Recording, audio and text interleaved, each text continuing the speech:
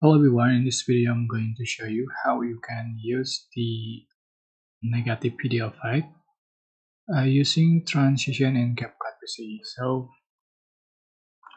select your videos, photos or images you want to edit, and I'm going to select the images, and I set for the image duration in 1.06. Alright, so you can go to effect and select video effect and select the nightclub, so you can find the negative effect. Just drag to the track and make it shorter, and just for the position on top between the clip,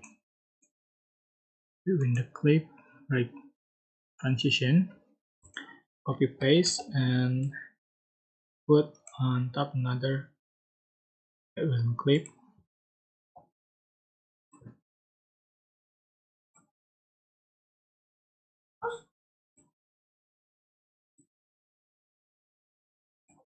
So put on top between the clip of all.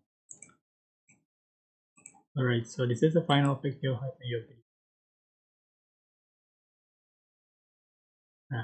I hope this tutorial was helpful for you. Don't forget to like, comment, share, and also subscribe. Thank you so much for watching.